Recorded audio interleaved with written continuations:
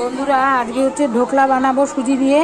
কিভাবে বানাবো বন্ধুরা সেটা আমি দেখাবো। চলেন, এই যে সুজিগুলো নিয়েছি, কোনো নোংরা টুংরা থাকলে সেগুলোকে বেছে নিতে হবে, তারপরে কি করে বানাই বন্ধুরা সেটা দেখাবো। বন্ধুরা দই নিয়েছি ঢোকলা বানানোর জন্য, আর হচ্ছে সুজি নিয়েছি, এখানে হচ্ছে কাঁচা লঙ্কা আর আদা নিয়ে মিক্সিতে হচ্ছে ব্লেন্ড করে নেব দইটাকে।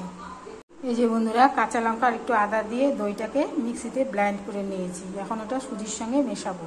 বন্ধুরা কড়াই বসিয়ে দিয়েছি, আর কড়াইয়ের মধ্যে হচ্ছে এরকম একটা স্ট্যান্ড দিয়ে দিয়েছি, আর হচ্ছে এই বাটিটাতে তেল মাখিয়ে এর মধ্যে এটা বসিয়ে দেব। এর মধ্যে দিয়ে এটাকে ঢেকে দিয়ে তার উপর দিয়ে ঢাকনাটা দেব। সুজি আর দইটাকে বন্ধুরা ভালো করে মিশিয়ে নেব, নিয়ে কিছুক্ষণের জন্য রেখে দেব। তারপরে ইনো মিশিয়ে এটাকে বসিয়ে দেব গ্যাসে। এই গ্রেভিটার মধ্যে বন্ধুরা একটু বিট লবণ মিশিয়ে দেব। এই বাটিটার মধ্যে সাদা তেল একটু ব্রাশ করে নেব বন্ধুরা।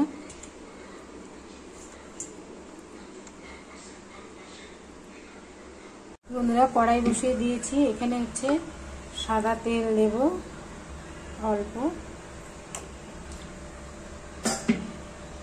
কয়েকটা শুকনো লঙ্কা দেব, কয়েকটা কারি পাতা দেব, আর অল্প সরষে দেব।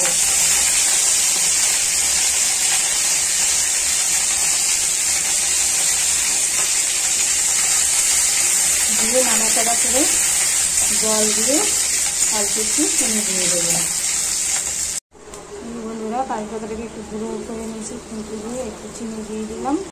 বন্ধুরা এই যে ইনোটা দিয়ে দেবো, ইনোটা দিয়ে এই যে এই ধরনের ইনোগুলো দেবেন, দিয়ে কিছুক্ষণ একটুখানি নাড়াবো। এটা বেশিক্ষণ ফেটানো যাবে না, তাহলে কিন্তু নষ্ট হয়ে যাবে। এটার মধ্যে দিয়ে দিয়েছি, এখন এটা বসিয়ে ঢাকা দিয়ে রেখে দিয়েছি। 20 মিনিট পর এটাকে দেখবো। বন্ধুরা এই ঢোকলাটা হয়েছে কিনা এইভাবে দেখতে হবে।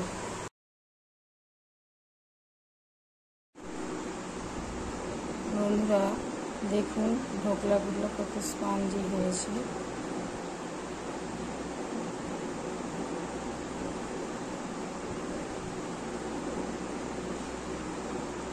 এই যে বন্ধুরা এই ঢোকলাগুলো বানিয়েছি। আর এই রেসিপিটা যদি ভালো লাগে বন্ধুরা তাহলে লাইক শেয়ার কমেন্ট অবশ্যই করুন।